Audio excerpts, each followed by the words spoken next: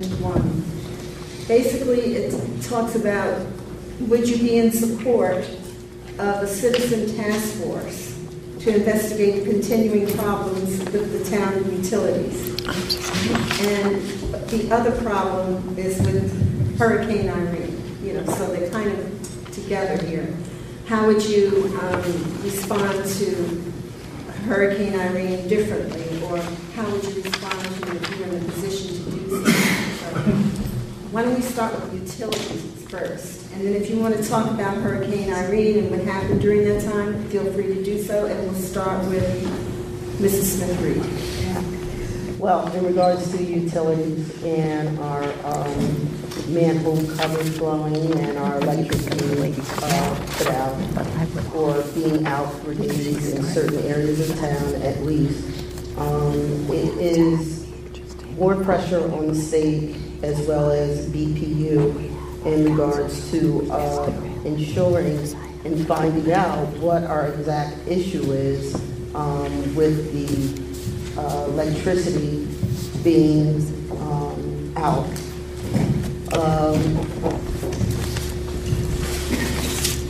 I think that's very important. I think that Mrs. Deeb has worked very hard to try to get information that is not readily available to us. So it's just basically keeping the pressure on those organizations so they come back with some type of results so we can get whatever the issue is fixed.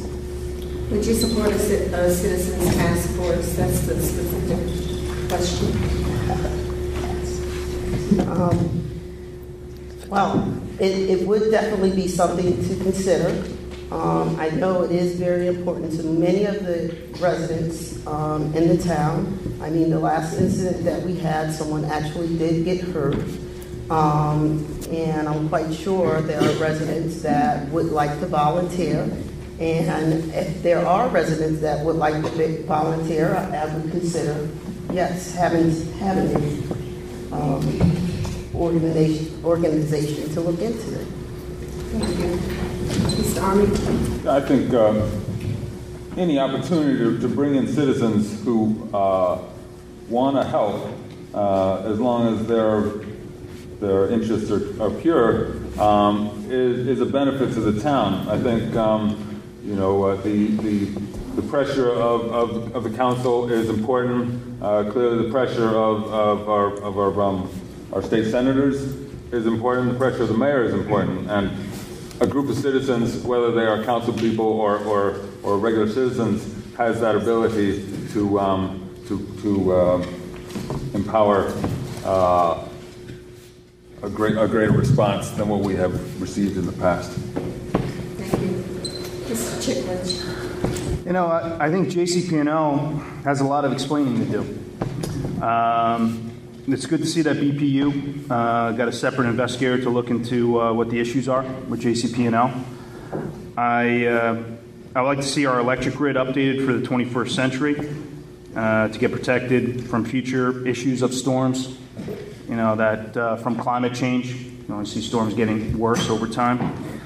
As far as the Citizens Task Force, I think we should leave it to the professional investigator to see what the issue would be. But let's remember, we didn't lose one resident in this disaster. I think the administration and Office of Emergency did a great job. Can be better, sure. I think we need to have better communication. But keep in mind, when we don't have power, it's very hard to communicate with people. So what I would do is make sure our citizens are prepared before the storm happens. Thank you. Ms. Deeb? I wasn't anticipating Hurricane Irene, but in the June primary, I handed out about 400 little pamphlets on emergency preparedness in my bags when I handed out to voters. That was, again, not anticipating the horrible disaster that we did have, but I did put that in my literature bags, and I think we hand-delivered it to about 250 homes. I also was without power. We're not in an ivory tower, I had a tree fall on my house, and I was dealing with some own emergencies with family. We're not in an ivory tower, and we're not removed from any emergencies.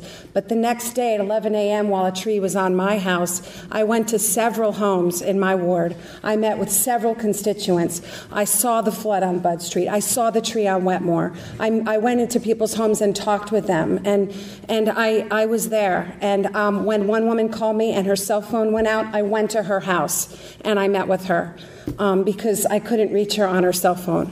So that's the kind of councilwoman you have. Thank you. Ms. Feldman?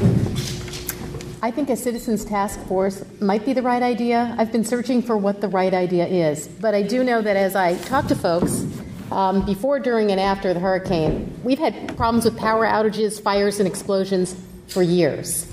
When I went down to the BPU meeting last month in Trenton, and Judy Stein-Girdler, I believe is her name, came with us. She was the sister of a constituent who was injured in the blast with the latest flying manhole cover. One of the deputy staff members came over and said, "Thank you, I'm so sorry, but you are the straw that broke the camel's back." I don't want to be sitting here. Everyone felt happy. A special reliability master was appointed. An investigation was commissioned. But meanwhile, I said, by the time we drive back to Morristown, something else could have happened. I know we went into the library together and Councilwoman Smith-Reid the day after the explosion, and all I thought was, what next? There are hundreds, thousands of residents who care and they want to have a say. They've been submitting letters to me. A number of them are posted on my website. This might be the way to organize that outrage and keep it going to get something done. Thank you. This is Nadipuran.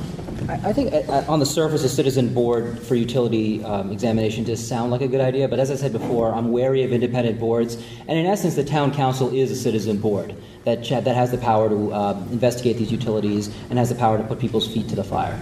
And I agree completely with some of my colleagues here that JCP&L does have a lot of answering to do, and I think that the town council should do its best to look into what that power company did and how they could act better in the future. Yeah, number one, the mayor. I have a friend who works at JCP&L, and the mayor did his job. You can be very proud of him. He did a great job there. He was on their feet all the time. There are 10 things that can happen to an outside plant. I was an outside plant engineer in Los Angeles for the telephone company, the same poles, the same trees, the same storms, and there are 10 things that could happen that are terrible for an outside plant, and 9 of them happened in 4 weeks. In 4 weeks. We got 11 inches of rain, a storm. Then we got the hurricane. The trees blew over onto the outside plant, snapping poles, taking down lines. And, to put up a telephone line is no big deal.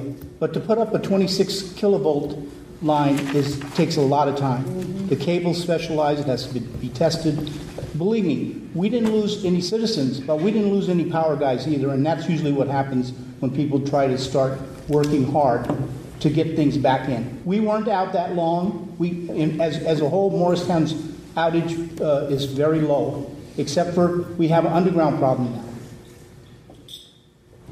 And I think JCP&L did a great job, given the set of circumstances. Okay, thank you. All right, this question is probably going to be the last question.